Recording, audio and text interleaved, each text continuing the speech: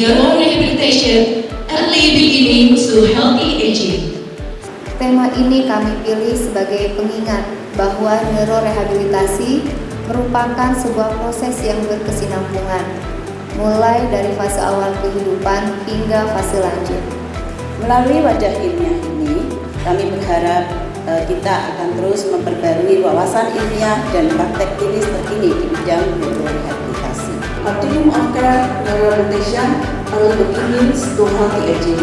Ini bukan hanya judul semata, tapi merupakan referensi dari visi besar Perhimpunan Kedokteran Fisik dan Rehabilitasi untuk menjaga kesehatan dan kualitas hidup masyarakat Indonesia.